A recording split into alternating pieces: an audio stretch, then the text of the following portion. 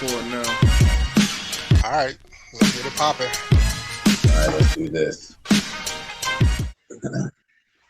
Welcome everyone to This Is It podcast. I'm your co-host Corey Roy, along with my partner in crime, Hollywood. What's up, brother? What up? It's your boy Hollywood DA here. You know what I'm saying? Wednesday night, we got some good topics to get into. You know what I'm saying? So I'm excited. You know, glad to be back. It seems like I guess it hasn't been too long, but it seems like it's been long. But we're doing our thing. Yeah. Glad, just trying to keep this content up. Know what I mean? That's it, man. That's right, man. And as always, man, we bring you that Black Dad energy, and we can't do that without my man, Phenom 202. What's going on, brother? Yo, what's good? Phenom 202, DDA representative. Yeah, man, Black Dad Energy, yo. Quick story real quick before we get started. So I was trying to get some corded headphones for my daughter, right, for my iPad. And she has a set. I was like, hey, can I borrow your headphones for this podcast? She's like, I don't know, because you have earwax. So I'm like, you know what? All right, I got you, yo. I mean, you came from me, yo, metaphorically speaking. And you can't let me borrow your head, so whatever, yo. How your girl, Miss Pat said, she was like, yo, I'll kill your ass and still file you on my taxes. Still claim you on my taxes. What the fuck you talking about? Right, that's right. She almost got that Miss Pat energy. Like, oh, she want to go to Sephora. Fuck that kid. Man. Nah, but, it's something, man. You know, she 18, man. So, she territorial, selfish, Black Dad energy, man. Yeah.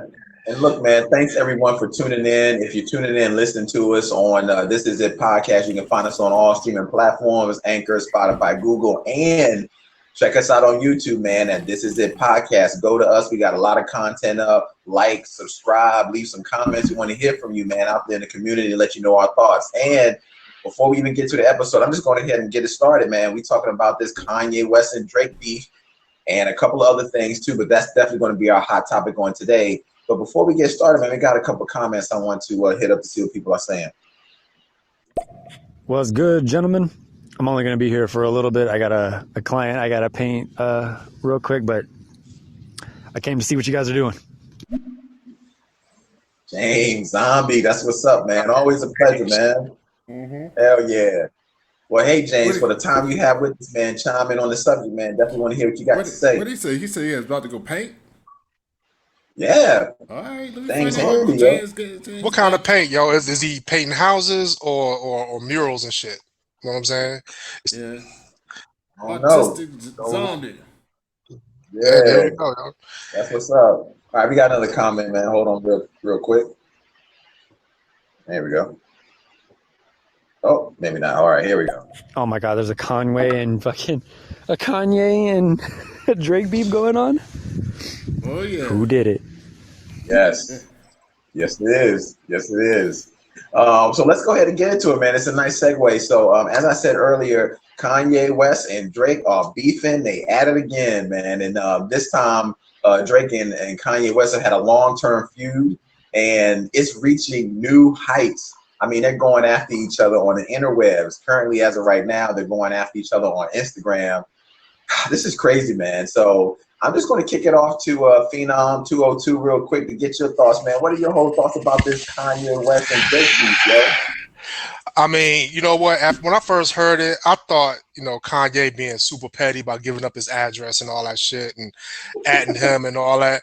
But now I'm like, yo, Drake want to fuck his ex-wife, yo, or his current wife, yo. And he would if he had a chance, yo. So, but I mean, like, it is what it is with it. I mean, like, Kanye is not above reproach with beefing with people. He gonna beef with everybody, don't give a fuck, and then turn around and do a song with him, yo. So next year, yo, look out for that Drake Kanye track, yo. Oh yeah. Mark my word. That's probably actually really gonna happen for real. What are your thoughts, Ali? And just so people can have a little bit of backstory, basically what happened was over the weekend. I mean, Drake and Kanye they've been like beefing for a long time. They keep it kind of under wraps. Yeah. I ain't gonna say they keep it under wraps, but it doesn't really ever boil over. But everybody knows there's like that tension. So basically, Drake called him out in the song. Well, I hate to say called him out, but he was like, basically, you washed. You know what I'm saying? 44, this and that. So then Kanye went on one of his Kanye things, and he ended up tweeting out Drake's address, even though like Phenom said, it's public record. I mean, everybody knows like where his address was. If you wanted to look for it, I should say. You know, I didn't know where the fuck. I ain't going to Toronto, Canada, wherever the fuck he is. Too cold for me. Fuck all that. But you know, he removed it. But just the fact that you do that though, that's like that's a little too personal for me, man. I'll be like, well, what the fuck? So then Drake, he just released a little Instagram video laughing and shit, but I'll still be like, what the fuck? Like, you know what I mean? But basically, you already know what it is. They both got albums coming out. Oh, facts, yeah. Like, of course, Kanye's been I don't even want to call it teasing. Kanye's been fucking with y'all, setting up whole stadium listening parties and doing this. Ding! Yeah. I'm done. That was the whole listening party was him pressing one key type of shit, selling $80 chicken nuggets. But so he got a joint coming out, and they said Drake has got a joint coming out real soon too. So you know it's all good promotion. Nah, they do good promotion. Yeah. That you know, and they've said that a lot of times, man, in Hollywood or in the entertainment business, any promotion, whether bad press or good press, is still you out there being talked about, and that's good. So yeah, I mean, it's crazy that they got this beef going on again right when they're about to drop these albums. So I mean, but me personally, I'd rather go. I get more excited about a Drake album before I get excited about a Kanye album because you know Kanye then kind of just Kanye being Kanye. You know, I would like to see what Kanye about to do on this album, though. I mean, don't get me wrong. Do y'all think Kanye album would be good this go around? I don't give a fuck. I mean, I listen to whatever drop, but that's the thing about it. I mean, like Ollie said, even with this beef goes far beyond Drake, like shooting hearts at Kim Kardashian. I mean, even with Pusha T, we're talking about you was getting jerked by Baby back in the day and all that stuff. Yeah. I mean, this really got personal, and I mean, I'm over Kanye, man. I mean, like literally, I don't give a fuck what this nigga do, yo. I mean, like, I chime in and I see the antics if it come across my timeline on my Instagram or something like that. Like him, I think it's funny that he rented out Atlanta Falcons Stadium and he's doing all this crazy shit. But I mean, I don't understand why people still fuck with him. I mean, I really don't. I don't get it. I mean, he's not an enigma. He's just to me like a crazy nigga right now, not a genius, and that's a big difference. You know what I'm saying? But see, I've never been on. I mean, Kanye, like he makes good music, but when people always be like genius this, genius that, no, I just think he a bipolar cat that makes good music. So I don't never really be on the genius tip with him. He just wilds out, and every time he wilds out or does something crazy, even like with the slave shit, whatever, he always does it when he has an album coming out. Like he'll just be quiet, and then when he has an album coming out, he goes says some wild shit, get everybody talking, drops the album. And the last couple of albums have been a little bit lackluster. So I don't know. I mean, I'm ready to hear this Donda album. Am I super duper excited or not really? I don't have like super high expectations. I hope it's good. If it's good, I'll say it's good. But my expectations ain't but so high. With Drake album, I mean, I'm definitely looking forward to Drake's joints. It all depends on what he does. If it's gonna be a bunch of Tootsie slides, what's the fuck that shit called? The Tootsie slide, whatever. Yo, hey, but that's a bag, yo. I mean, he made a TikTok song. Like he made that song just for motherfuckers to do. Like that was his whole intention. Was like I'm gonna do a song with a dance. Like really, that was it. Yeah. But if it's a whole bunch of that, I don't want to listen to that either. So we'll see what Drake do. So hopefully he comes out with some fire. You know what I mean? But you know what I say, what this is all setting up to, what they need to do. Yeah. They need to go ahead and get Swiss Timber on the phone and just set up the verses, yo. I think that would be a good verses. Right. Yo, I was thinking that too, man. Let's just go ahead and settle it, man. Yep. Get Tim on the phone, Swizz beats, and let's do a versus, man. 20 tracks and you out. Even though these dudes could go on for about 4 hours easy with the amount of songs that they got. But that would be very interesting. What 20 tracks would Kanye West put and what 20 would Drake? Now I'm going to restart. Let's going to tie off a little bit here. I'm going to go to you first, Ollie. Drake's 20 against Kanye 20. Who you think going to come out on top, man? Ooh. Oh, I don't know, man. That's a tough one. yeah, it's tough, for real. I think Yeah. I think I would personally like because it includes everything that they do. You know what I mean? Kanye's got see that's where Kanye I guess has the upper hand. He has all those production credits. So I mean, You got Kanye can pull the out credit. 20 fire joints. Yeah, if I had to, I'd go time Kanye because he can mix in a little Okay. bit of Jay, a little. You know, he got all that Rockefeller shit. He Right. can mix in a little Right. bit of Pusha T, a little bit That's of true. this, a little bit of that. You know what I mean? He got a lot of things Yeah. he could throw in there. Like That's true because Drake even can't if really you do might that. not have wrote on, go ahead. I'm Oh no, sorry. no, I was just saying Drake can't really do that. But go ahead. That's true. Now you make a good point because even though Drake, I mean Kanye may not be on the track, but he might have produced the track, Yeah, so he can still throw that out there. But yeah. that's a tough one. Phenom, man, I go to you, man. What you think on this one, yo? 20 for Drake, 20 for Kanye. Who come out on top? All right, two schools of thought, show. If Mm, they would do like they would never do a versus because they're not washed right now. And the thing about it is, if you think about anybody that's doing a versus, who's popping still? You know what I'm Yeah. saying? It's like that mm, lifeline needs to be thrown for that versus. But if they were to do it, it'd be Drake. mm, And I say that because like Drake makes super great music that everybody loves. And mm. everybody loves Drake, even though people hate him. Every Yeah, nigga be like, yeah, I mean, Drake has been popping since like almost like over that. 15 Yeah, years, yo.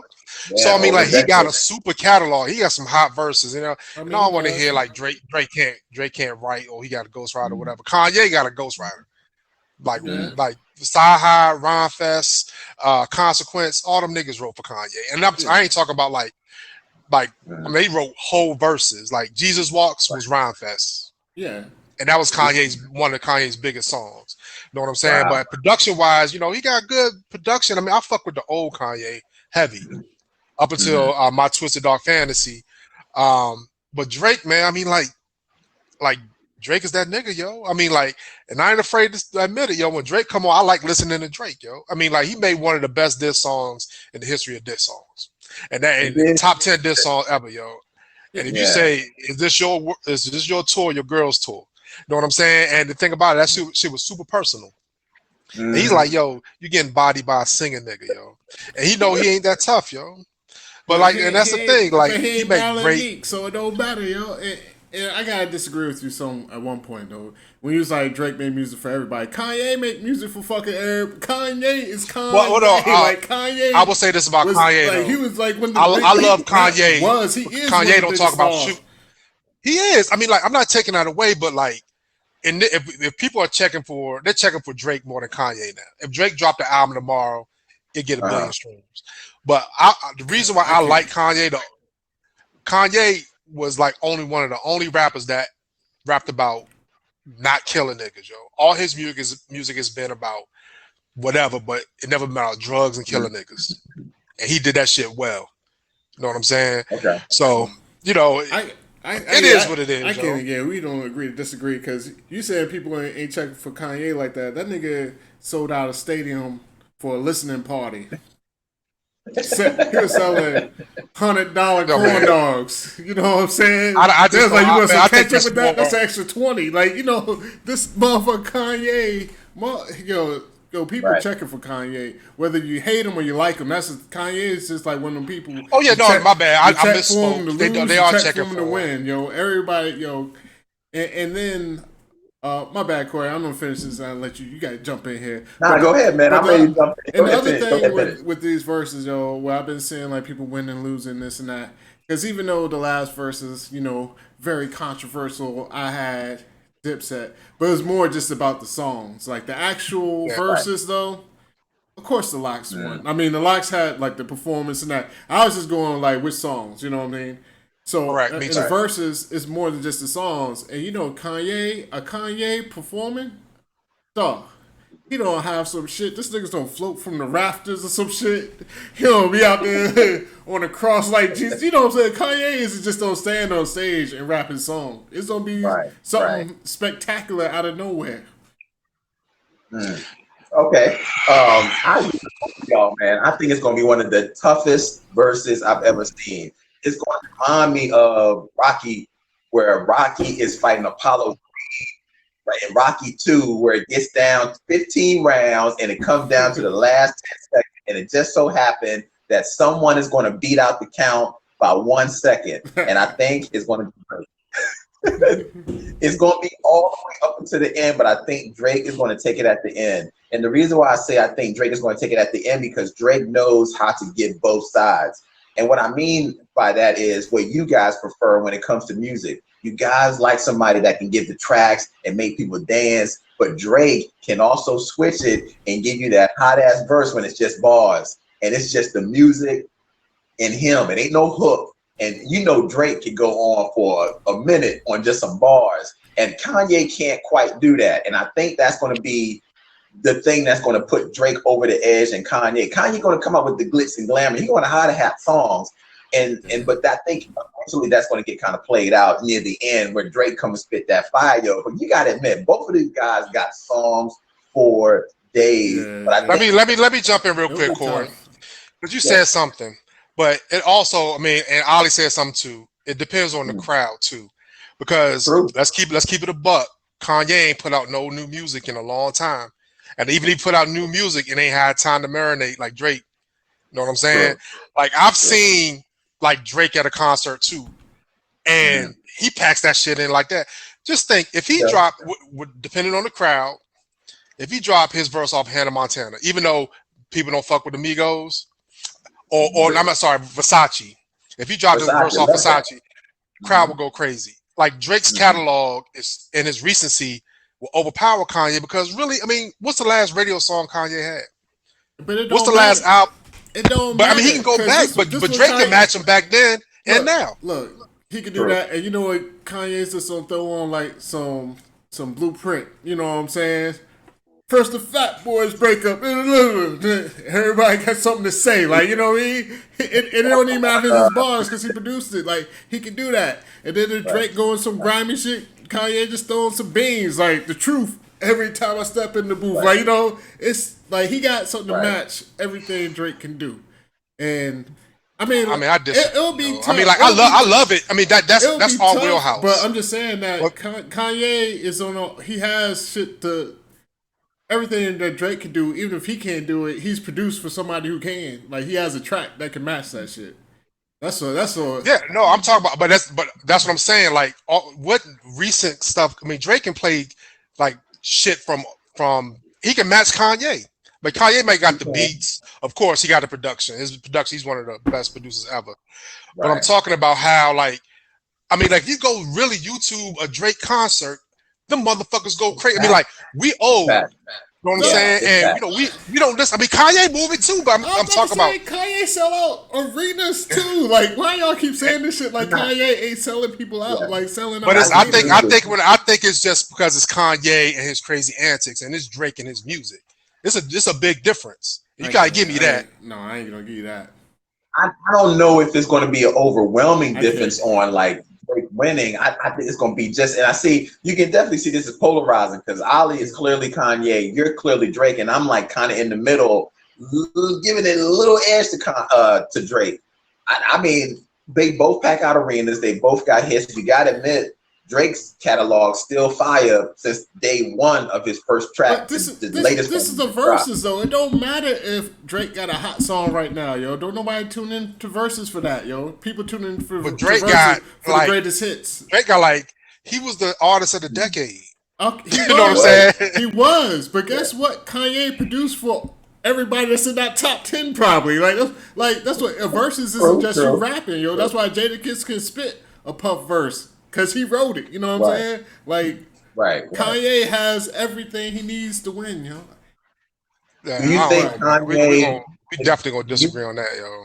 I think Kanye is going to rely heavily on his production rather than the songs he actually did off of College Dropout and The Graduate and stuff like that. I think he got enough hits for that, too. Like, that's what... Yeah. I mean, I don't know. I mean, I'm just on. He got hits. I mean, I'm not gonna lie. Kanye got hits. I don't want to get it misconstrued. Because Kanye is a beast. I think. I mean, to me, and I like Drake a lot. See, I just don't want this. I don't want this to come off like I'm bashing Drake or some shit. You already know. Corey Reed already had. Likewise, Kanye. But I know you do a bit. know you I'll like say Drake a lot. I out know. of all of Drake's albums and Kanye's albums, I will say that even just album, like if you put them all together, I would probably still have the top three be Kanye albums, even up against like College Dropout, Graduation, 808 and Heartbreaks. Is probably all three of them albums to me is better than any Drake album. Period. Like, you know what I mean? Like that's that's how I feel. Okay. So I mean, yes, Kanye don't have shit to roll with, man. Like Drake is consistent, but Kanye's peak Drake is better. got a lot of songs, a lot of content, a lot of features, and a lot of motherfuckers Drake got way more spins than Kanye, and he's been in the game less than Kanye. And the thing about it is, I love Kanye. I love the old Kanye. I love all those albums you said. I listen to them to this day. But I ask you this: he has to rely on his old shit. What new has he came out with? But that's again, this is verses, yo. Why you keep? Nobody cares about the radio hit right now, yo. Don't nobody give a fuck about it's verse. It's the greatest. That's hits. the biggest thing. That's the biggest thing. The only people that got away without playing radio hits was the Locks. But Kanye has radio hits. What are you talking about? I agree. He outsold 50 when 50 was on fire. Like you know what I'm saying? Oh no, because 50 only had one good album. Let's keep it a buck. No, the Massacre is good. Yeah, too, 50's first one. Yeah, the Massacre was okay. It was really long. And that Curtis. But I'm just tripping out how you saying Kanye don't have like.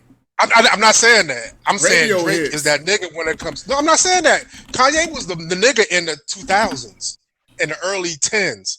Drake's got the artist of the decade for a reason. And I think you selling Drake short. I mean, Kanye. We know Kanye is one of the greatest artists ever. Yeah. But when you take my opinion out of it, the numbers speak for themselves, yo. The people speak for themselves. I mean, Drake. They love Drake. Yeah, but I would that's say why edge out Kanye. Now look, before you make your thought, Ollie, look, I know we got some people listening to us on stereo. I would love to know your guys' thoughts on who you think would win between Drake and Kanye if they each had their top 20 songs against each other. So please chime in and let us know your thoughts. I'll go ahead. No, I mean, again, I just think Phenom, he focusing too much on like the most recent shit. You could be like the 90s. Drake is the artist of the decade, yes, because he was like he's been hot the whole time. But Drake's put out like more content as far as Drake he puts out a lot. Not all of his fire. Like I like Drake, but trust me, not all of his fire. Like he got a whole bunch of slides and all those shits in there too. You know what I mean? All right, so let me ask you this before you move on to your point. That Tootsie Slide, and even the Kiki Do You Love Me shit. But the Kiki's fire though. No, but we love it. But the Tootsie Slide, a lot of motherfuckers, I don't think it's fire. But guess what? That shit goes for everybody else. Yeah. You know what I'm saying? And that's what I think in a versus environment, yo, that shit goes for TikTok. In a versus environment, ain't nobody. You think he could actually go on versus and do Tootsie Slide? That's what you're telling me. Absolutely, because you gotta look at the crowd. That's a really good point. It depends on the crowd. Exactly. I mean, because it's gonna be a mixed crowd. I mean, like we don't do that shit. We don't do none of them challenges. But a whole lot of motherfuckers did that shit. That Tootsie Slide. I mean, even celebrities, even like everybody on their Instagram, everybody from celebrities down to regular people was doing that shit. That shit was stayed on the radio. Yeah, I don't fuck with it. I'm not interested to hear the Tootsie Slide, but I know there's a audience that is going to be interested in it. You know, folks that are like 10 years younger than me in their early 30s, they're gonna love that shit. You know what it is? Y'all sliding into that who got like the bigger hits shit right now, it seems like. And I don't think that Drake has all the bigger hits, but I think that's what y'all fall into, and that's not how Versus works. Like every time you think about who has the biggest hits, you'll be like, oh, he about to wash him. It never ends up like that. Because it ain't about it's about like the feeling and this and that. And trust me, in a quote unquote battle, don't nobody want to hear Tootsie Slide. Well, you want to see Drake up there dance like them people, like dudes on stage dancing and shit, like doing a versus battle. We don't. Like, that's what I'm trying to say. I'm not saying anybody. It's a battle, yo. Yeah, but also I'm telling you, dog. There's a lot of dudes that's doing the Tootsie Slide too. But they ain't they whack for doing that. Motherfucker, I'll wobble at the right cookout, but I don't want to see that shit on a versus stage. And that's why I say I'm you don't want to see I'm it. gonna let it go. But that a lot of people love that shit, yo. And the thing about it is, my kids love that shit, and there's 20-year-olds that love that shit, 30-year-olds that love that shit, and there's some 50-year-olds that love that shit. I mean, in the verses, like, but you did bring up a point though. Like, yeah, but like I said, I tell you this: the Lox is the only people that had underground hits that everybody, and it could have been because it was in New York, and everybody loved New York, and they killed it with their stage presence. But you and I both agree that Dipset had better songs, but their stage presence wasn't even, it was unmatched. Kanye will come out and do some crazy shit, but Drake moves the crowd. He jump around stage, people sing his songs just like Kanye. But what I'm saying is, I'm not saying Drake has new shit, but his recency factor over Kanye's music is a big part of it. Because Kanye ain't made nothing hot literally in a couple years. And Drake come out, he can come out tomorrow, he can come out 5 years ago and had shit that's bops. People love it. And that's what I'm saying. Yeah. I'm not bashing Kanye. I love all Kanye's first shit. But that's what I'm saying. Drake is a different animal when it comes to this music, dog. And I've never bought any of his albums. But like, you can put a Kanye song on the radio, he can drop shit from Donda. Let's see if it stay on the radio. Even before that, let's see if it stay on the radio, because you still gotta have radio hits. You can't have all underground shit. And nostalgia is good, but recency plays a big part too. Yeah. You know what I'm saying? It's not like Dipset and the Lox where that's all old music because nobody's checking for their new music. Right. You know what I'm saying? I think it's definitely going to be that's why I said this is probably going to be one of the best versus battle ever come down the pipe, because you got Kanye and you got Drake, and you have almost two separate audiences and two people that are touching the universe in a different way. Drake he's I mean, I got to give it up for Drake. I'm a huge Drake fan. Drake is in my top 5 of rappers. So everything that he does, man, I mean, the guy's good. There ain't no doubt about it. Kanye's great too. Kanye great coming up with songs, and he's a great producer. So he adds that element all to this. Where Drake not only does good songs, but he's real good as an MC. He's really good on the mic. So that's the diagram that we're dealing with. We're dealing with people that make good songs, but they both have two opposite ends on what they bring to hip hop. Kanye brings that beats and DJing part of the hip hop, where Drake brings that MC part of hip hop, and it kind of just depends on which vibe you're feeling and what crowd is there that day. So it's really going to be one of these situations of, I don't know what people are going to really choose. Like for me, like I said, I think Drake is going to skeet it out. I shouldn't say skeet it out. He's going to skeet it out. Have you seen at the Summer Jam was the verses, because people don't know, Swizz Beatz and Kanye did a verses at Summer Jam. It's on YouTube. That was the first time like that the Swizz Beatz started that, going back and forth playing their beats. And you can kind of go back and see, what Kanye has in his bag, because he played his big shit. You know what I'm saying? It's a couple years ago, but obviously he produced for more people now. But I mean, like I mean, contrary, like me and Ali agree to disagree on this. That's my brother. I love him, and he knows it's all love. And the thing about it is, I would love to see it. Well, fuck you. Let's see what other people are saying, man. We're getting some comments in here and see what people are thinking about this situation. I mean, Drake got bangers to be on the stereo. Kanye's last thing to be on the stereo was "How Could You Be So Heartless?" Without Jay-Z, Kanye wouldn't have resonated his career. Out of pocket. I ain't just saying about Jay-Z. No, I think Jay-Z helped Kanye helped Jay-Z career. I mean, not that Jay-Z wasn't gonna be big with or without Kanye, but I don't think like Watch the Throne, yo. Yeah, I think like all that album, yo, Kanye was killing that album, man. Like, he out-rapped Jay-Z on that album. And he did. Yeah, he did. And he did a decent number of the beats. He didn't do all of it, but he did a decent number. Like, that's what I'm saying. I don't know, man. I'm just gonna let it go. I'm just let it go. That's one of my favorite albums from Kanye. I remember I was actually over your crib when you was playing it. That was my first time hearing it. I was like, every joint on this cat is banging. And I remember the first time I heard Niggas in Paris was at ODU Homecoming up in the mansion down in Portsmouth. Everybody went bananas, yo. He could play Niggas in Paris 20 times. They play that shit Yeah. back to back to back to back. Yeah, they did. They did that night. They played it back to back to back. They did. They did. All right, we got another comment here. Let's see. I think Kanye is just a super clout chaser. He can hit one button on the keyboard and everybody says, oh, he's an artist. No, art is subjective. The eyes of the beholder is what beauty is. There you go. That's very prophetic there, yo. That's very, No. but also Ali, yo, do you think that Kanye's antics will fuck up the verses though? Nah. And out of pocket, great comment. I mean, oh yeah, good comment. Out of pocket. No, I don't think. I mean, I don't think Kanye's the type to fuck up an actual like show or. No, I'm talking about not his his show. I mean, what's his antics, yo? Like he interrupts other people's shit. He don't fuck up his own shit.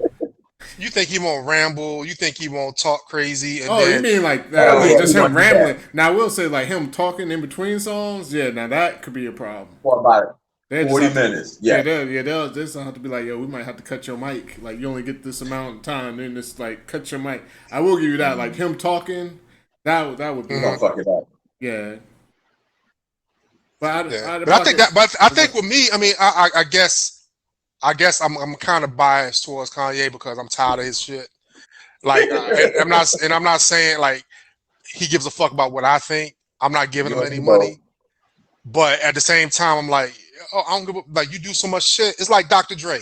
You say you're gonna drop the Chronic whenever. 10 years ago, I don't give a fuck if you drop another song ever, yo.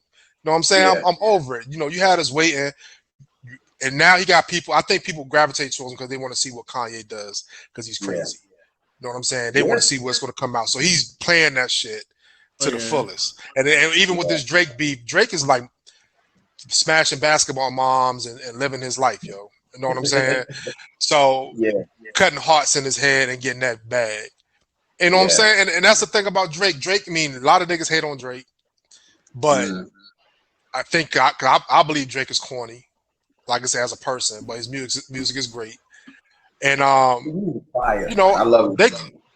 I want to see him in the same place, yo. I want to see what happens, yo. Not even in the versus shit. I want to see him at Mr. Childs or something like that. Paparazzi catch them walking by each other, or something, yo. Yeah, they got too many bodyguards. Well, so basically the verse is. But yeah, even like Drake's crib, ahead, he put his address out there. No, y'all go to Drake's crib if y'all want to. No, well, you know what I'm saying? I was like, they got too many bodyguards. Like, I like to see them running each other without bodyguards. Yeah, that should be funny. Yeah. Just to see the reaction. Just to see what they do. Like who else say something? But all right, Drake let a nigga piss on him. So I can't say Drake's don't say much of shit. But I guess that's what he trying to lift them weights now. But man. He let T.I. Boy. Once I heard that story, he let T.I. Boy pee on him, and it was like whatever. I was like, yo, this is some bro. Man. Yeah, that's what you got to. It's got to come a time where you just got to get your ass whipped, yo.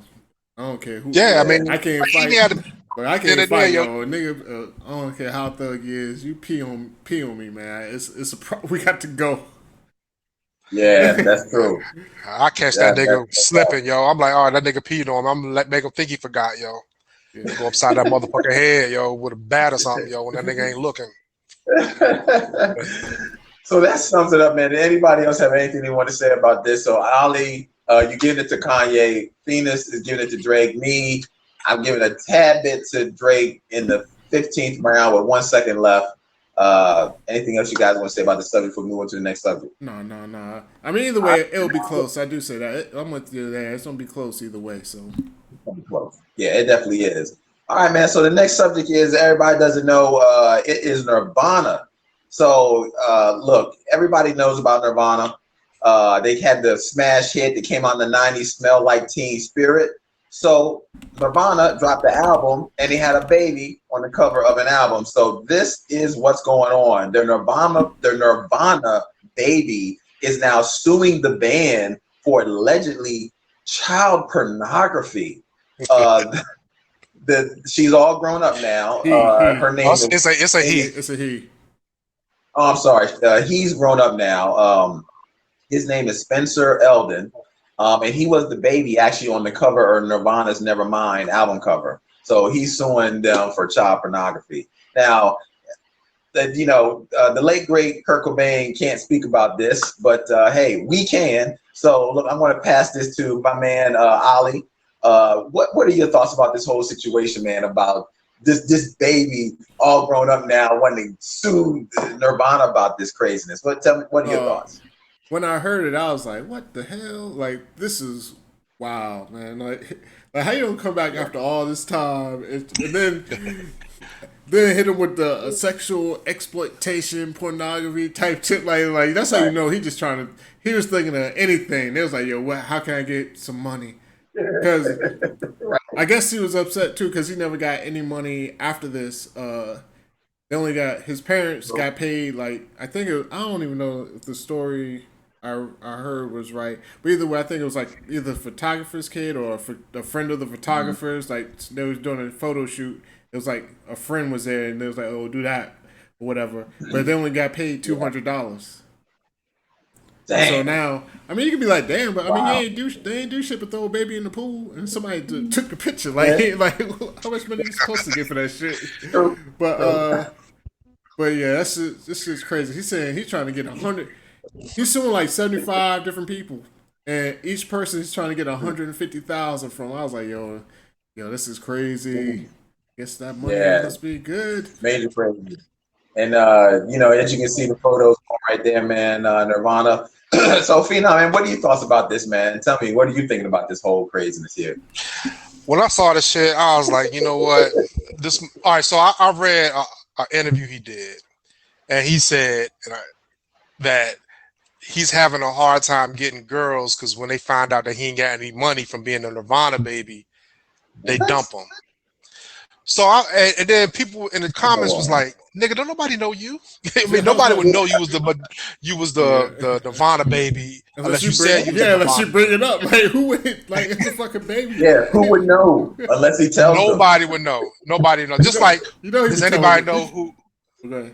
Anybody know who was on Biggie album, first album?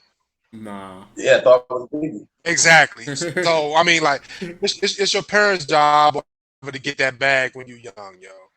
And it's the first kid, not the last kid. But I mean, this is a troubled dude, man. I mean, like, that shit gonna get super thrown out. He might even get sued for legal expenses for wasting motherfuckers' time. But you know, it's just one of those things, man. I mean, like, I know if a popping band or a rapper wanted to use my kid on the cover, oh, we getting the contract, yo.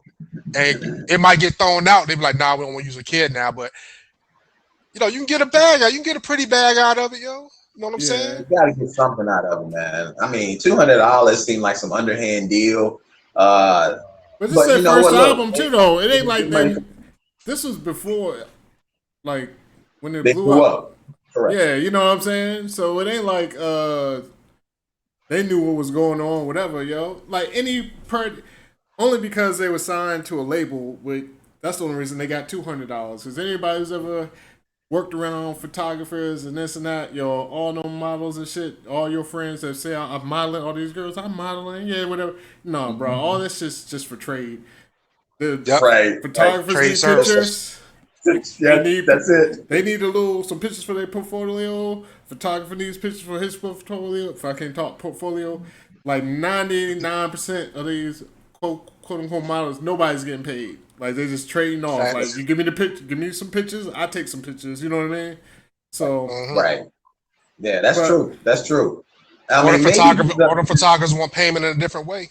Yeah, that's another way. Yeah, that's another way. You want some pictures? I want some. Yeah. How bad you want them prints? Like you like, yo, you got it. How bad you want them prints? Like you like these prints? I like that camel toe print. Like what's going on? What you gonna do to get this watermark off your pictures, yo? I take that. You know what?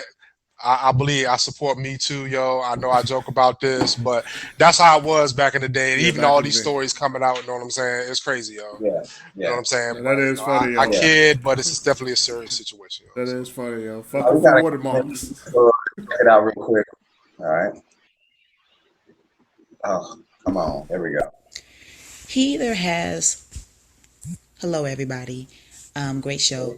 He either has selective amnesia or he is hitting on hard times. Oh yeah. Because I also looked at that, and I am a Nirvana fan, and this man has literally done a timeline of himself reenacting this photo. And he recently did one on the celebration of the year's, I want to say, 10-year release, with him being pretty much the age he is now, reenacting that same photo. For someone who claims no one knows that it's him, and he's having issues with people, thinking he doesn't get any money for it, yet they don't want to hang out with him. He sure had a good time letting everybody know he was the young baby in the pool. So I think it's a money grab, and it's unfortunate. Super facts. Super facts. Yeah. Super facts. Rain. Thank you so much for that comment. Oh yeah, and it's That's very good. And when you mentioned Phoenix, he was saying that that he was saying that he was having a hard time with women. Like, no, bro, that it ain't the fact you was the baby on. No, you having a hard time with women because you just got a hard time with women. Like, what does one have to do with the other, man? Like, you just ain't got no game or something, player. Like, it's not the same at all. It ain't, yo. It ain't, yo. It's definitely a super money grab. And she right. He was doing a timeline of him reenacting this. So all them years you was doing the timeline, because you look like you like maybe 20s or 30s. Nigga, you been 18 for a couple years, yo. You could have been sued if that was the case. Or your parents could have been sued if that was the case. So, I mean, like, no, fuck him. That's how I look at it. It's crazy that he is trying to reenact the photo. Like, what's the purpose of that? Yeah, and this like, is what the hell? For our YouTube for our YouTube family, don't understand it, man. Oh my there bad. You go, right there. Yeah, for YouTube family, I just threw up the like he doing these comparison photos and everything. Yo, he crazy, man. He wild. But he ain't got no money in this picture, yo. So he must be broke. Oh yeah, that's true. That's true. He could at least put it a $1 bill or a couple of dollars in the joint. I mean, this is just the craziest thing. I mean, I'll give my opinion. Yo, this is the craziest thing I ever heard. Like, nobody knows who you are unless you're trying to tell people who you are. And you rocking on hard times. It's clearly, like you said, because you just have a problem just getting with girls, period. It ain't got nothing to do with this damn photo. Dude, leave Nirvana alone, man. I mean, shoot, he ain't getting no money from this, so I don't even know what the whole purpose of this damn thing is. But he ain't even suing them for like royalties or nothing. He's suing them for child pornography, yo. Yeah, because I mean, there's no there is no royalties. They paid. He got paid for the picture. His folks got paid. They paid him like his services. Right. You know what I'm saying? The trade of services and cash was completed, finalized, stamped.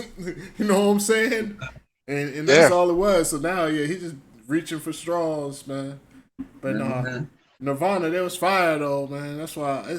That's the only good thing about this. Bring back some music. Yeah, bring back to the forefront for a little bit. Yeah, man. Because when Smells Like Teen Spirit came out. Man. Oh, go ahead.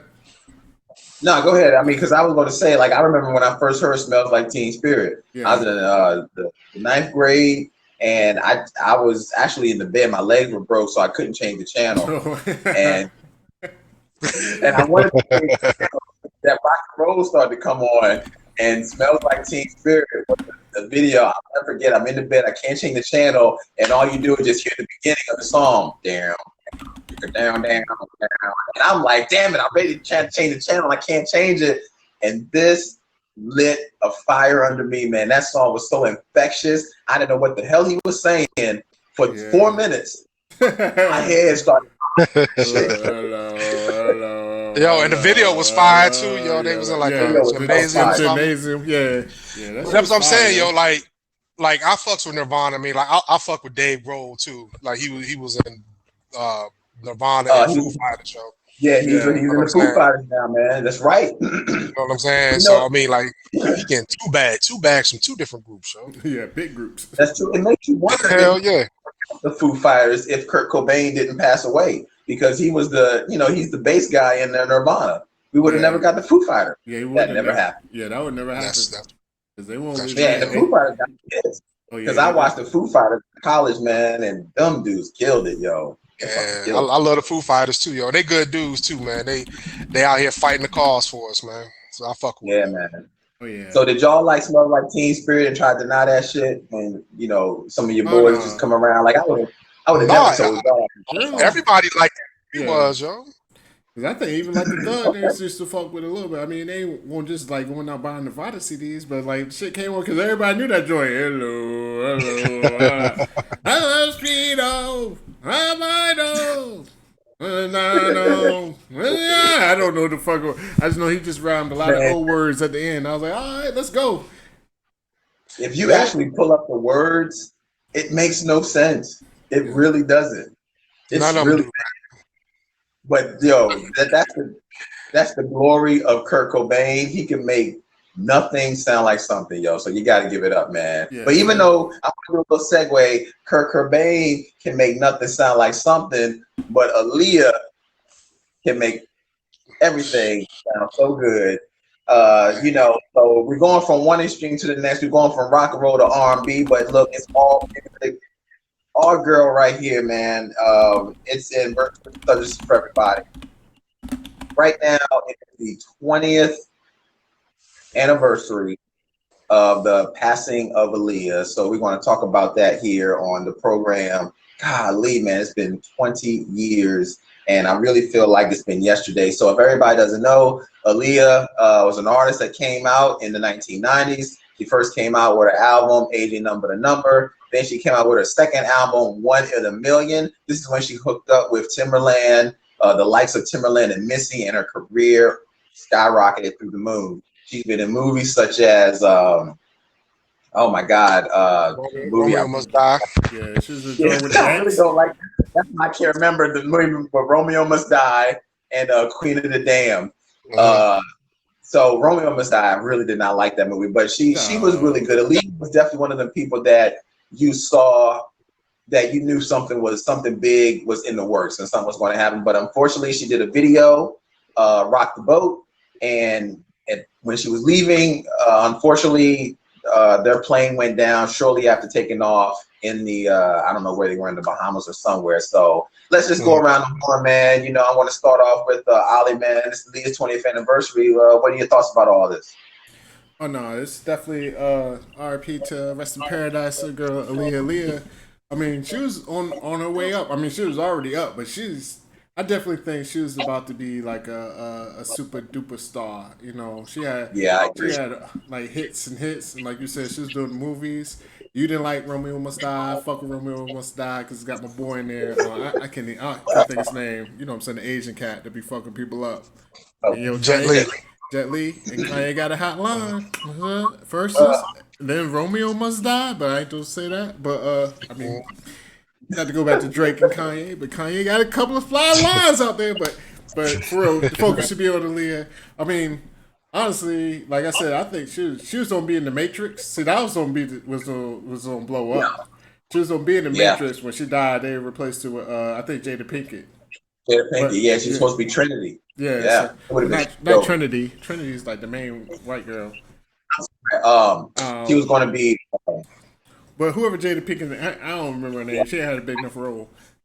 Because I think they kind of changed it around when she died. Yeah, now, but well, I actually say that because her role grew as the movies went on along. But yeah, so there's no telling where Aaliyah could have got to. You know what I'm saying? She had the right little mix of you know, she was back in the day, like the Jodeci era. Yeah. I mean, it was after Jodeci, but you know, she had the right little mix of like thug girl. No, you're right. It wasn't no real thug. Baggy clothes, all the that baggy stuff, clothes. yeah. She was like the most softest, thuggest, the softest, hardest girl you'll ever meet. You know what I mean? The softest, hardest girl you ever meet. You're right, yo. Because she was rocking them baggy jeans with them Tims and the do-rag on. Yeah, the do-rags. Still looking good, yo. I'm like, and the shades and all that stuff. Yeah, man. Yeah. She has some of the best lips I've ever seen. Just take her lips off and put them somewhere. You know. But I'm going to Phenom 20th anniversary of Aaliyah's death, man. What are your whole thoughts about Aaliyah and this whole situation right here, the 20th anniversary? So I had an argument with my wife a long time ago about Aaliyah. I said if Aaliyah was still living, Beyonce wouldn't be who she would be. And I'm not saying Beyonce wouldn't be popping, but like even Beyonce give it up to Aaliyah. A lot of them, like Sierra, Beyonce, all of them looked up to Aaliyah, yo. Like literally, if you go back and listen, so obviously she didn't have a lot of music. Even when she passed away, she didn't have a lot of music. You know what I'm saying? And I don't understand it. You know what I'm saying? But if you go back and listen to the best of Aaliyah, like every song on that album is super fire. When I say super fire, from More Than a Woman to Rock the Boat to even the slow song, 4-Page Letter, all that stuff. And you can't forget Are You That Somebody had, shout out to VA, 2 Up, 2 Down, had the Super Friends on it. You know what I'm saying? And she even, like, when she heard them Super Friends rap on it, she's like, yo, we got to put that out. And I don't know if it went across the United States, but where we were in the Hampton Roads, that's all they played when they played that shit. That shit was banging. You know what I'm saying? Skills, Lonnie B, Danger Mouth, yo. They really killed that shit, yo. But Aaliyah was like, she's like one of my favorite artists, yo. I love her music. And you're right. When she hooked up with Tim and Missy with the songwriting, I mean, she had a good songwriting from somebody we won't talk about. But that shall not be mentioned. But but the person, like when she got with Tim and Missy, the production was tough. The songs were tough. And like it matured her too. You know what I'm saying? She got rid of the baggy clothes. She was more, she was a woman. You know what I mean? So I mean, I definitely miss her, yo. When she passed away, yo, I think everybody at that time was super sad, unbelievable. Nobody could believe it. You know what I'm saying? But I'm glad, like her uncle, her estate finally said, you know what, we need to go ahead and release her music, because I think a whole generation can miss out on it if they don't. I mean, they might have missed out already. Yo, they've been holding that shit. Yo, I don't understand why they won't put it on streaming. Does anybody know? I don't know the story why they won't put it like on the streaming platform so recently. I mean, that's how that they were doing that, because they weren't on Spotify or nothing. And I used to check for that shit all the time. And they were just, I don't know, man. I mean, like a lot of it is once somebody passes. Unfortunately, the state and it's in their hands.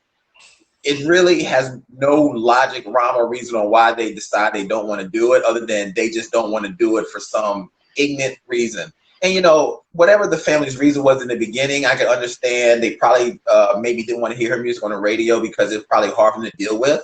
I get that, but eventually, I think it is a disservice to Aaliyah and the family as a whole to not have her music out there, because so many artists have. You can see them emulate Aaliyah right now. Sierra is probably one of the first ones we can think of. When I look at Sierra, I see Aaliyah right out the gate. You know what I think of? Because I had to finish. You said something about Beyonce not being around. I think Beyonce would have still came. And the only reason I say that is just because Beyonce has a stronger voice. Like, the only thing bad you could say about Aaliyah, like, her voice wasn't the strongest. But she worked around it. I mean, she could sing. Like, she could hold a note and all that, but she just wasn't. She wasn't doing like Mariah Carey, Beyonce, to like blow you away type shit. But she made a good song. Like, she worked her way around it. So I think of her more kind of like a Rihanna. Like, Rihanna can't really sing like that. I think Aaliyah can sing better than Rihanna. Like, I don't think Rihanna can sing at all. But she knows how to work around it and make a good song. You know what I mean? So, but it's hard to say. I mean, it's hard to say because, I mean, in R&B usually there is somebody on top. I guess Beyonce been on top for so long. It's hard to imagine anybody else out there. But Aaliyah would definitely be running things. Oh man, Aaliyah was really running things. I think Aaliyah would have still been out. I think Beyonce would have still been out because they would carve. Yeah, I think Beyonce. I think Beyonce still would have been there. They would have just carved a different lane for themselves. Like Aaliyah, I mean, they would have definitely been competing when it comes to the choreography because they both can get it real good. But like Al says, Beyonce is a much more singer, and Beyonce at that time was more in a group where Aaliyah was solo. But this is why I think Beyonce would have still been out. Aaliyah was on the rise so much, I think she would have become like Queen Latifah, where she didn't have to do R&B music no more. She would have been in a whole nother stratosphere where she would have been doing L'Oreal and Maybelline commercials. She would have been in movies. She would have been her own superstar, where Beyonce was going to be in her pocket of R&B and trying to tiptoe her way into movies. Aaliyah would have already been in movies. It would have been Aaliyah on the instead of Beyonce. Trust me. But Because I'll say Aaliyah, this though, like Beyonce, like I'm not saying Beyonce wouldn't have been out. Beyonce, I mean, when Aaliyah died in 01, Beyonce came out I think in 03 with Dangerously Dangerously in Love or whatever. the solo, yes. Solo joint. My thing is, like, Aaliyah would have had a lot of that lane too, because you got to think, yo, she was with Tim and Missy, and Tim was popping for a long ass time, still popping, but like literally 90s, 2000s, it was a whole bunch of Timbaland stuff, and they made, I mean, they were like Tim and Missy. I mean, Tim and Missy, they're great together.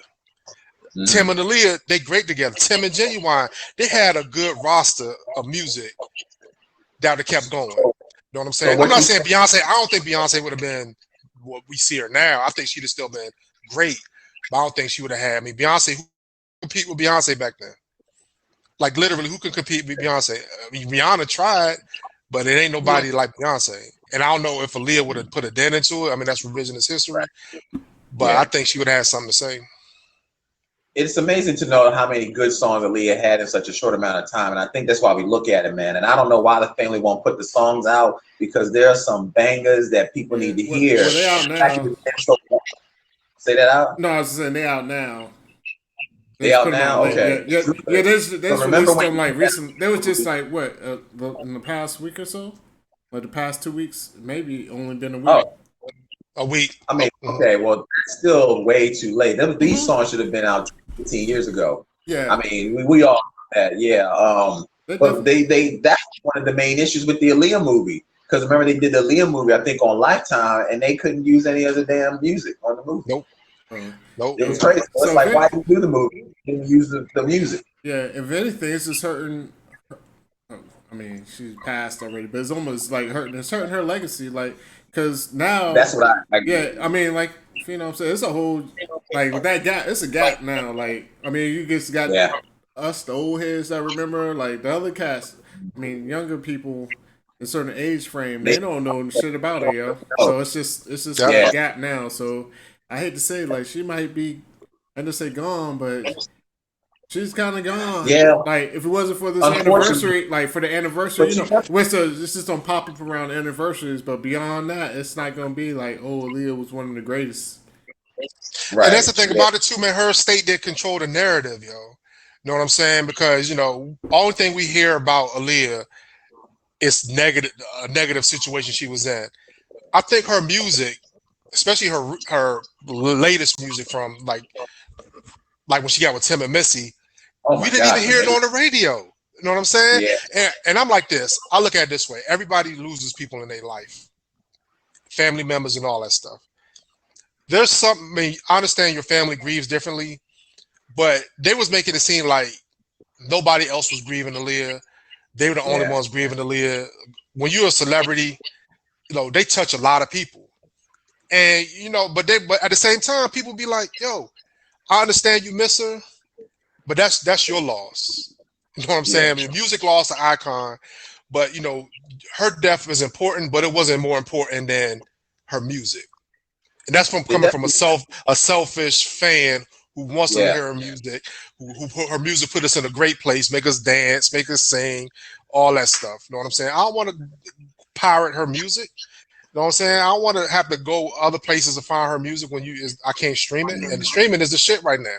Yeah. You know what I mean? So there ain't no CDs no more. I ain't gonna lie, yo. The other day, I was in the garage. Just found Jackie had a Janet Jackson CD. I was like, man, what the fuck is this? Like, so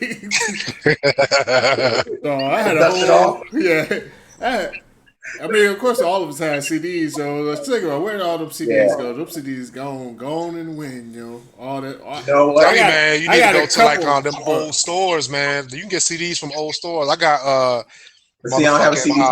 Mike Geronimo CD. I had to lie. I said it to say, like, I don't want CDs. I'm good. Like, yeah. Nostalgic, yo. I think the only CD player I got is on my computer, just because. Oh, go ahead. I'm sorry. Go ahead. No. I said the only CD player I got is on the PC. That's just scary. I don't even need that. That shit just came. It just comes with it. It's like, but go ahead. You got one in your car, yo. They still got them in your car, yo. You just don't use it. More. But yeah, that's the crazy thing. Like, I remember CDs were so big I used to always hope my CD wouldn't get too scratched up because then you couldn't listen to the song and But shit would yeah, skip off. that I'd shit be was like, God damn it, I can't listen to the song no more. doing its own Oh man, but remix. anyway, we got a question that's come in, so I don't want they're waiting too long. Let's see what they have to say.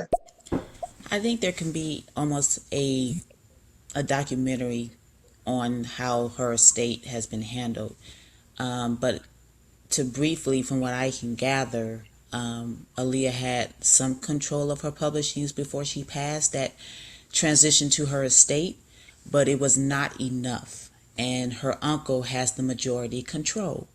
I think the family always wanted to release her music. However, because of the majority control of the uncle, for whatever reason, he just didn't do it. A lot of people are saying it's because of his rebranding of Black Ground Records now. He is now adding streaming services to it. If you want a hard copy of any of the albums that were on Black Ground, you have to go to the website of his to get them. You cannot go to a store. So it's an unfortunate thing because the estate only want transparency. That's Rain, crazy. great comment. Yeah, Not no, know. that's she's right. The uncle had the controlling shares, and I don't know Wow. what the family dynamic is. Like, was the uncle having a falling out with his sister or brother-in-law? I don't know that dynamic. But Yeah. at the same time, yo, if you hold on to stuff and you make it hard to get access to it, niggas gonna be like, "Fuck it, I don't want it." Yeah, Straight up. yeah. If you make it too difficult, they're gonna be like, "Nah, I'm good." But that's what it is. That's what you gotta weigh. Maybe I mean I don't know their numbers, so maybe he is good or not. But you know what I'm saying, you trying to control like most of the money. 100% of a zero is zero. Like you want 100% of a small Facts. number or a small percent of a big number. And if Yeah. anything, like you could have been licensing that music, not to just make it about money, but if she was still like out there and it's not, you could be licensing Mhm. that music to this or and that. You know what I mean? Because just right Yeah. now, you hoarding it, yo. Unfortunately, like if once you hoard it, like you know how it is, it's easy to forget, So I yo. got let me pose a It's a what question do because we you have you done? brought up something really. I'm sorry. Oh my bad. Go ahead. No, I was No, just I saying was say this. you brought up something really good. Like when you say about hoarding or not putting the music out. Let me ask you this, yo. And this is kind of I don't want to say morbid, but it's the society we live in. If somebody died, if you lost a child or a family member by somebody else's negligence, you sue. It doesn't mean that you don't miss your family member. It just means you about to get broke off for whatever reason. I mean, sometimes monetary stuff help heal and it help keep that person's legacy going. And I don't know. I mean, even like if a cop kills somebody, you know what I'm saying? Ain't no family member going to be like, "No, I'm not suing." They're going to sue to get as much money as possible. If you Mhm. if and I even take it back a little bit. Michael Jackson estate or Prince estate, the motherfuckers wanted them. They want to put so much Tupac estate. They put out so much music because they Mhm. want that money. It don't mean they don't miss Tupac. It don't mean they miss Prince or Mike. It's just like, yo, sometimes that's how it be sometimes, yo. You got to keep the legacy Yeah. going, and why not benefit from I somebody's mean, death? and That honestly, doesn't mean you don't miss them. no, and I don't You know even what I'm think saying? this is like you want money. I mean, yeah, I mean, money's nice, but I don't even think it's always just about the money. I mean, this is about like if somebody like your family member, you know what I'm saying, your daughter, your niece, or whatever, was super Mm-hmm. nice with the music. I just want everybody to know she's super nice with the music. Like put it out there, like you know what I'm saying, keep it alive. Like that's what I Yeah, just be I more. mean, It's more about her legacy. Like that's what how we I talking think now. legacy will come with That's legacy, right. come money, though. You know what I'm I mean, saying? yeah, I'm And not. And I'm again, not saying they I'm hurting not for saying money. I'm not I'm gonna saying turn down the check fee. So I'm just saying, like, it don't even have to be about the money. Like, it could just be like this Aaliyah. Like, people need to hear Aaliyah. Like, I want people to hear. yeah. Well, I would say Yeah. this though: if my son was a famous rapper and he passed away or something like that, I want his legacy to go, but I want that check with that because he put that work in. You know what I'm saying? Because I agree. Aaliyah's uncle could have released it a long time ago for her legacy, but he want that paper too. That's why he's putting it on his streaming site. That's why you can only buy a hard copy from his shit. That's It why he's ain't doing that. it's not about legacy with me. That's double talk with me with him. I mean, But I yeah, with understand what you him, mean. but I don't even think that was smart on his part though. That's my thing. I mean, I think he was looking at short term. I ain't gonna say like short term money. Like I'll make this much off of every CD sale. When keeping her name out there, like if you really was about the cash, you can have her in all type of movies and You know what I mean? As far as the music goes, I think we lost Corey. Corey did a. Oh no! No, I'm still here. Oh, he Oh there. He there. He shit! just looking down. No, I was looking I'm so you saying pause and yo. That- Corey did the mannequin challenge mid. he did the mannequin challenge. I was like, yo. I was looking down reading something. My bad. Oh yo. no, you good. My bad. I had to lie, yo. It's sad. I was like, yo, I'm so used to Corey freezing up. I thought his ass was frozen again. I was like, yo. Corey got that new Wi-Fi, y'all. He good now. Oh man, but we got comments that are coming. We're going to go through these real quick. So let's see what we got here. Love this subject, man. I just want to let y'all know that I'm setting up a versus league on stereo. So if anybody wants to represent any artist, any time period, any region, feel free to tap in with me or whatever. You could DM me or however you plan on reaching me. I don't fuck with Twitter. Don't hit me on there. But shout out to y'all, man. Corey, Phenom, and Ali, though, man. But it's gonna be good for the platform. I see y'all love hip hop. I do want to get everybody, and I do want it to be somewhat fair, but it'll go how it go. But yeah, just tapping in with y'all. About to sit in and talk to y'all about this shit too. Kind of know a lot about it. Yeah. All right. That's actually a great. good idea, yo. That's a good idea, man. You bring, a lot of people. I mean, I ain't gonna bring like Redman. Somebody played Soldier Boy. You know what I'm saying? That should be whack. Nah, y'all tomorrow be somebody's gonna bring you like Ready for the World. Phenom bring Ready for the World, and Corey bring that the Bars brothers some shit. Against the deal. Ready for the world against the deal. Nah, the Force MD. That's what Force it's going to be.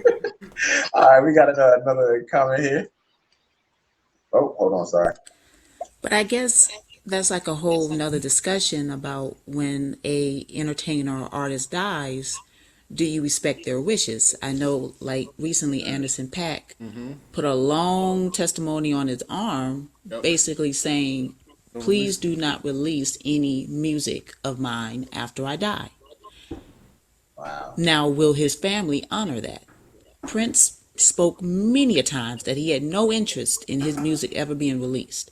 But I also know that Prince knew that once he would pass, he has no control over that. So, again, I guess it's the discussion of, do you honor your loved one's wishes when they specifically say, please don't do this, versus an artist who never had a chance to say it, or in their mind, I guess, could have cared less either way. Good question, man. I posed that to Ali. What were your thoughts on that? That's a good question. That Rain, you giving some good questions here, man. So I appreciate that. Yeah. That's some great stuff. Yeah, go ahead, Ali. No, Rain putting a few wrinkles in my brain, making me think. You know, I'm a smooth brain, Rain, but we good. We don't know what to say. I mean, it's hard to say. Like, if somebody specifically, not Pacific like the ocean, specific. No, you said Pacific. Go ahead. There we go. Go off. Ask me like a family member. I mean, I would do my best to probably respect their wishes, but at the same time, I'm just like, yo, again, like, I know it's hard to, I mean, it's easy to be like, it's about the money, but to me, really, it's not even about the money. I would just want people to know, like, he was nice. Like if somebody, if my brother was a nice rapper, like, whatever, and he had some, like, a bunch of, underground, well, shit just not released. That as long as it was fire, like I wouldn't put out no whack shit. But as long as it was fire, I was like, yo, I want people to know he fire. So it's hard to say. But I mean, I guess I would respect it. But in most cases, I don't know how Anderson .Paak's contract is. Like most cases, it's like the Prince thing though. You could be like you don't want to release it, but guess what? Them labels, like when the motherfucker died, guess what? Them labels start doing. Birdman head rub. They're like, word up. They're like, yo, we about to get paid. Like, we miss you. But guess what? These shits is coming out. We about to release 30 albums. However much shit we can find, we don't put it out. What about you, Phenom? What about if that was their wishes? Would you still release the music? Probably would. Yeah. You know what I'm saying? And you know, I mean, like, all right, so she said Prince. But the thing about it is, the bigger you get, you can say all the shit you want to. You know what I'm saying? Like, I'll take it for example. Pop Smoke, he died. They already done with his catalog, all his unreleased shit. So you know what I'm saying? Like they pushed that shit out because he was hot at the time. Like he passed away. They got as much. They didn't even hold his music and like let him pass for a little bit and then drop some Pop Smoke 3, 4, 5 years later. You know what I'm saying? Right. They did the same thing with Big. They did a fucking Big duet album, and I don't think Big was like, if I die, I don't want to hear my music. Nobody hear my music. But Same with Pop. But Prince, he gonna say that shit because he's fucking Prince. Prince was that nigga put out 30 years of music. So he's like, he could be an artist and be like, I don't want niggas listening to my shit, don't put my stuff out. But guess what his estate did? They put his shit out because they want that money. You know what I'm saying? It's gonna get out. Why not benefit my family? But I ended up just put it on this estate. I mean, like she said, Prince, he already knew was. I mean, it's not the estate, and most, and no, it's the labels. 9 out of 10 times, 9 out of 10 times, like the estate really doesn't have too much say as far as like music going out. Like the Aaliyah case was special. I mean, she was signed. I guess her uncle already had. You know, what I mean, that was whatever dealings they had. But most of the time, you're not gonna have family members that are either in the music industry or what have you. So, I mean, you know how it be. That first contract is that. I don't want to say slave contract. I hate saying slave. That was a slave contract. But it ain't. No, you ain't a slave. A slave motherfucker get their ass whipped and don't get shit. It's a bad contract. It's a bad contract. You know what I mean? Saying a slave contract. My bad. My bad, Corey. Go ahead. It's random, because he said slaves. Like I don't want to say slave. And I was thinking about that because I was listening to DL Hughley joint. I was picking up Cam. He had a shit. He was talking about. He was like, "Yo, they want to take. They took nigger out of like some old books and replaced it with slave." He was like, "Man, fuck that." He was like, "Yo, don't." He was like, "You call me a nigga. I don't want to be a slave." He was like, "Yo, if I'm a nigga, you call me a nigga. Call me a nigga. I can go home. Call me a slave. You got to like, home. You coming with me?" Like he was like, "Call me a nigga." I'm like, "All right, peace. I'm going home." Call me a slave. You be like, "You coming with me? You got to go with that motherfucker." You know what I'm saying? Just call me a nigga. Fuck that slave shit. Like, you know, like, but nah, my bad. I was just thinking. No, I mean it's a bad. I mean it's a bad word, but you know the connotation behind it is, you know, you can't do nothing else. I own you. Right. Like you can not put music out. That's fine. But when you decide to, it's gonna be under me. So you gotta work for me. It's like more like indentured servitude. How about that? Is that better than slave? Yeah. There you go. Because you know, I mean, they're not beating you, but you ain't free till you do what they say. Indentured servant. Yeah, you're right. There you go. Yep. Well, yo, man, this was a great subject. Rain, I mean, you really brought us some good stuff to talk about with Aaliyah, man. I mean, I really appreciate this, man. I mean, look, the way I feel is Aaliyah, if she did come out with a situation where she didn't want that, I'm going to say honestly, for me, I probably would still put that music out even against her wishes, because that's her, man. I want the world to hear what she did, because it's great. I felt it, and I want them to feel the same thing too. So that's what I would have done. All right, let me ask you this, Corey. Would you put it out and want to be paid for it? Probably, yeah. I mean, again, I ain't gonna turn down a check. Like, well, no, that's what I'm saying. But that's what I'm not trying to conflate the two. Like, I'm going to release it. I want my money. That don't have to be the driving force. I ain't gonna never turn down a check. Like, nobody's gonna be like, "No, don't pay me." Like, record label, you keep the money. No, you billionaires already, you keep that money. Like, no, bro. But Ollie, but you saying it like, but you trying to make it sound like in a good way. I want to release it for the legacy, but if you choose to pay me, I will take your money. No, you know damn well if you release the music, money comes with that. There's no other way around it. That's all I'm saying. Is like I'm keeping it a buck. Yeah, I'm gonna release your music, and I expect to be paid for it, and I want your legacy to go on. I want people to know you're still a fucking rock star. But at the same time, you still won't cut me a check. Yeah, I mean, nothing wrong. Good point. All right, man. I just want to say thank you, everybody. This is a great. Corey, we lost you, man. Yeah, Corey, we lost you.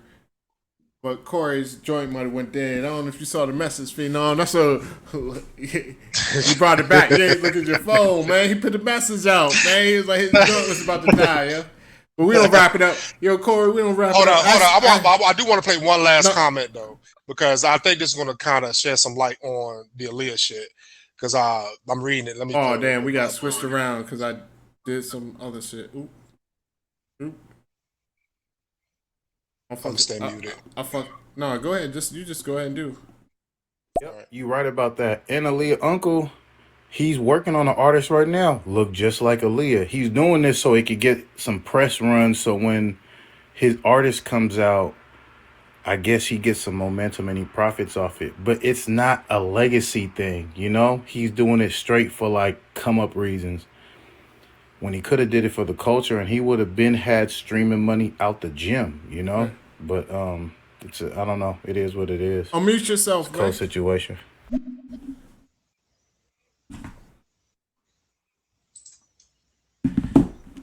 No, I thought you don't talk. Phenom, you don't play. You can't say No. I'm saying that. No, but all right. Let me say. If you're stuck in the That's road, what I'm talking about. That's what I'm talking about. I was looking at Corey. I was like, Corey's doing sign language and shit over there. I want to be like, unmute yourself, Corey. You can't.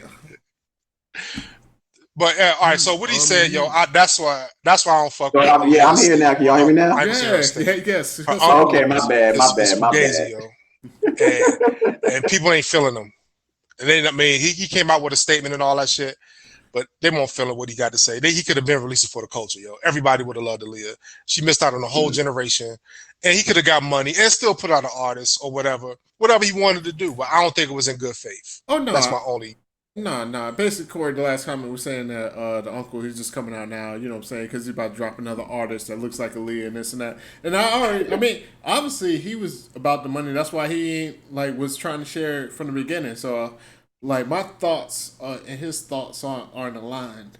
I already said about the money or even about the legacy, the best thing would have been just to put it out because you would have had so many other people coming for you. You got money. You be in Old Navy commercials, this movie, Fast and Furious movies, soundtracks, this and that. Just holding that shit in and having people not hear the music and not ask for the music.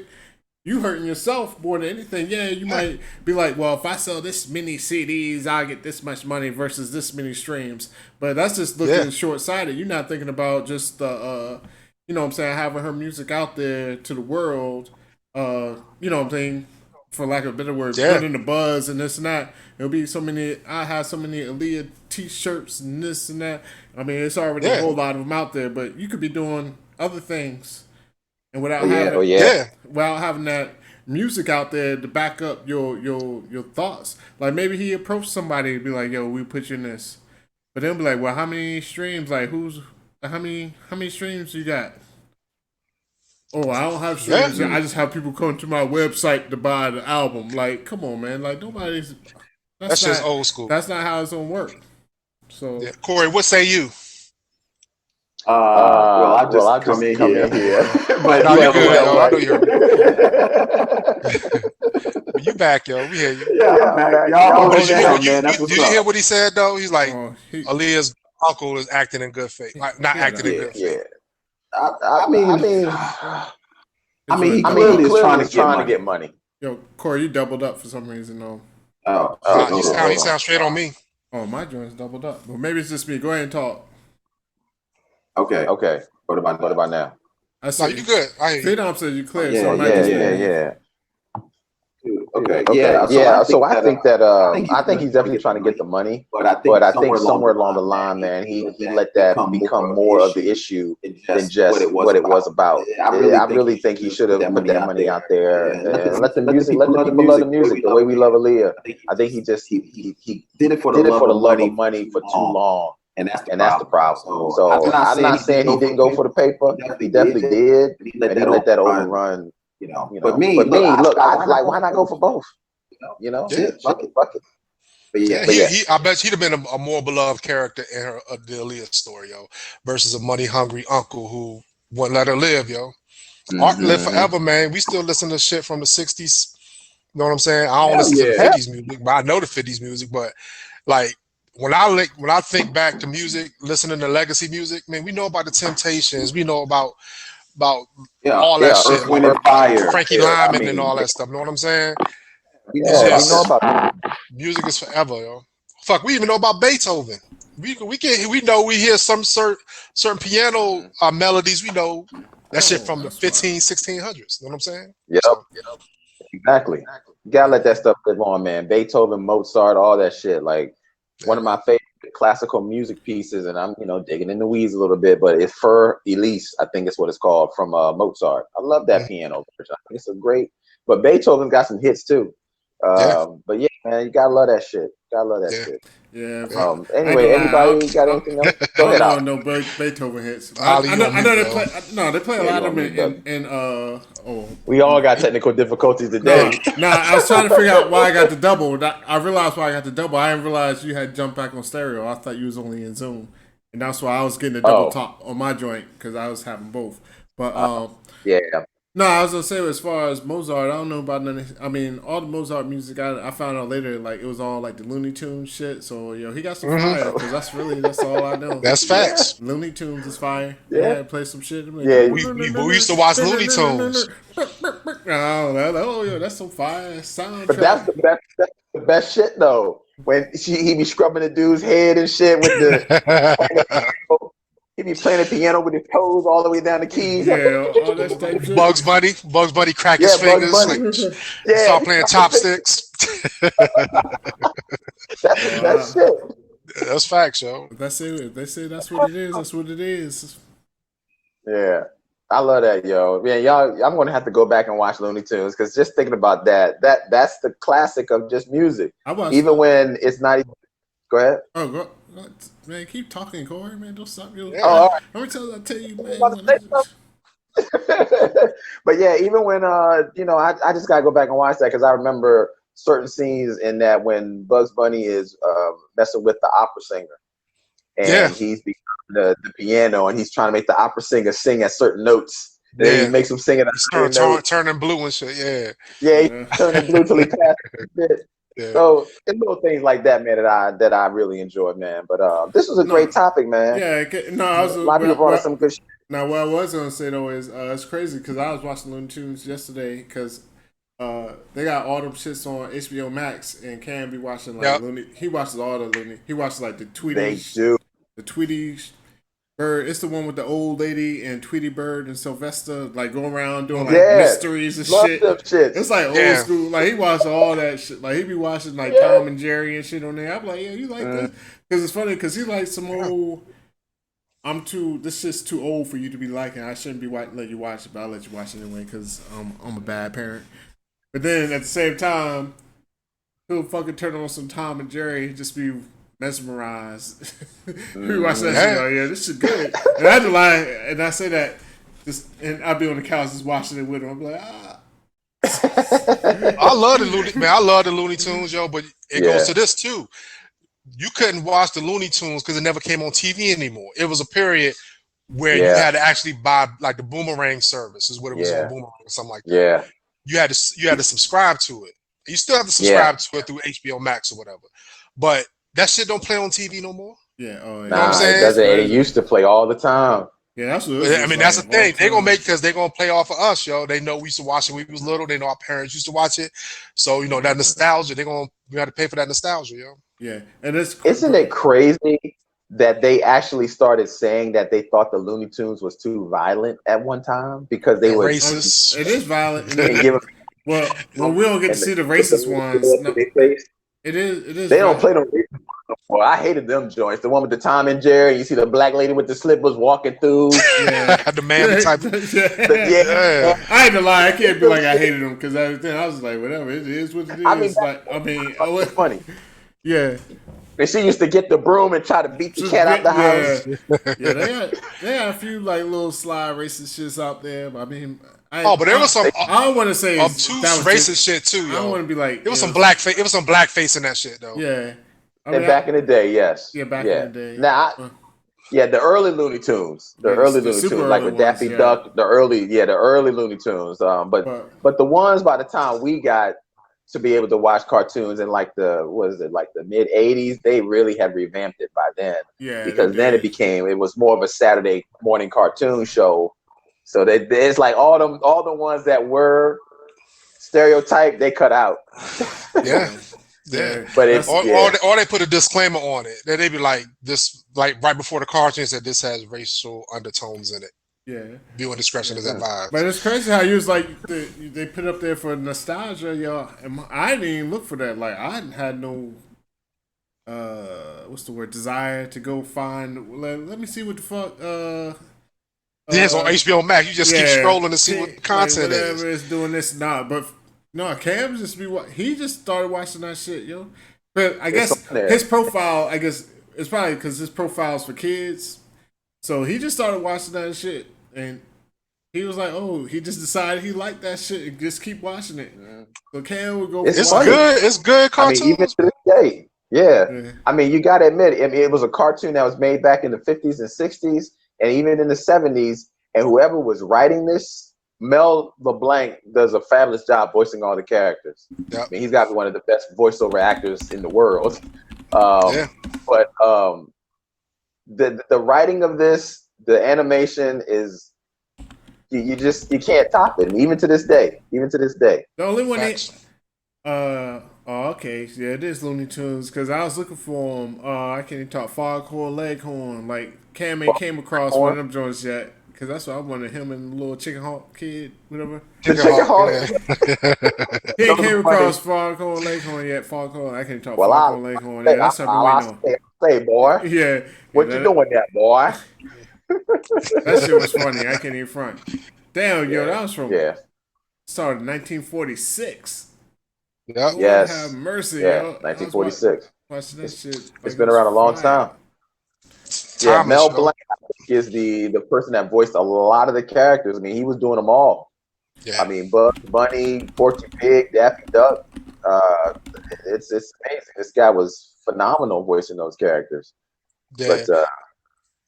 But I love it, man. I mean, I watch it from time to time, yo, and it's just good, man. And my bad. I got news upstairs right now. I ain't even gonna front. Oh, there you go. Go ahead. Yeah, we definitely need to do a show about this. Because we just thinking about them talking about editing some shit. I don't know why my head just went to Benny Hill. Yo, I want to watch some Benny Hill videos one day, yo. Benny Hill? You ain't watch Benny Hill? You ain't watch Benny Hill, Corey? No. Oh my God. Y'all gonna have to put me on it. Benny Hill, the music by itself, the chase scenes. It was like this old white comedian, yo. It used to have like girls with like big titties and shit, chase them and shit. Yeah. But British it was like the first. Oh, he was British. Yeah, he was British. Yeah.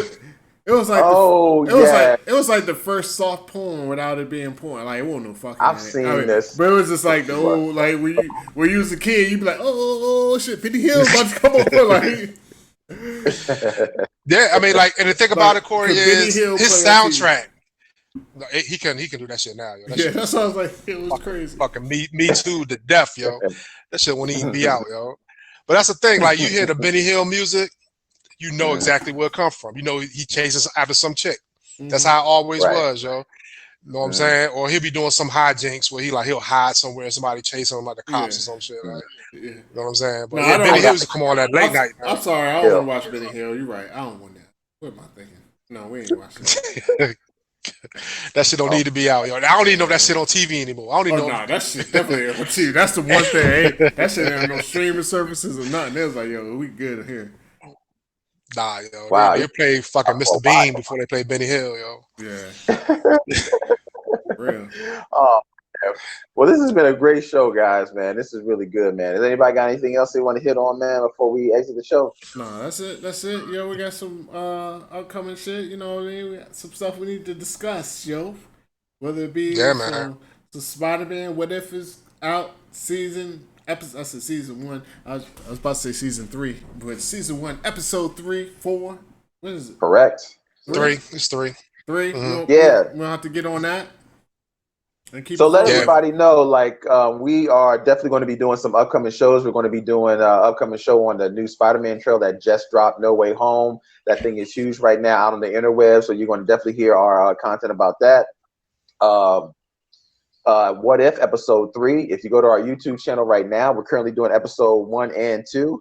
So check us out. Episode 3 is going to be coming soon up there as well. We also got Suicide Squad review on our YouTube channel, so check that out. This also is got it the Fast 9 review. Check that out as well. Yes, check us out at This Is It Podcast on YouTube. Search it, you'll find us. We're right there, man. Yes, sir. So you get to put the voices with the faces. Other than that, man, everybody. Yeah, the voices with the faces with the voices. I don't know. Switch it up. You know what I mean. No, you good. Thank you guys for listening to This Is It Podcast. Go ahead, hit that like button, clap, and share. Go ahead, subscribe to the channel. Hey, leave some comments. We'd like to hear your thoughts on everything that we've talked about today. You can always find us on all streaming platforms, Spotify, Google, Anchor, Apple. You can find me at CoreyRoy_ on Instagram. Ali, where can they find you? You can find me at this_is_it_podcast on Instagram. And again, just check out the YouTube. Any shares are greatly appreciated. Any likes are greatly appreciated. And just subscribe, yo. Don't cost you shit. It's free, motherfuckers. God damn. You ain't gotta watch the video. Just share the video, yo. It's free, motherfuckers. Let's go. Yeah, that's what's up, man. Phenom, man. Tell them about you. Phenom 202. You can find me on all media platforms.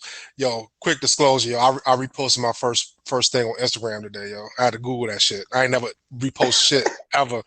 I'm so fucking old and out of it, yo. I actually went online like this. How do you repost? I did my first repost today, yo. No captions, no captions or nothing. I don't fuck with social media, yo. You know what I'm saying? I like scrolling, yo. Instagram though, you just get your rebrand, yo.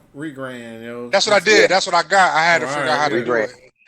Yeah. So now I know how to do it, yo. So I'm all right, man. That's what's up. Posting heavy, yo. Join the world, man. Join the world of the interwebs. Phenom. Thank you. Yeah. Everybody, check us out, man. This is It Podcast on Instagram. And as always, man, go ahead, hit that like button and subscribe to this channel once again if you're catching us on YouTube. And as always, that'll do it, family. And if you don't know, now you know. We always say it at the top of the hour. We'll say it at the bottom of the hour. We'll bring you that Black Dad energy, and we'll see you on the next episode. Peace. And just so y'all know, I fucked up the Zoom windows. So that's Phenom, and I'm Hollywood. Peace.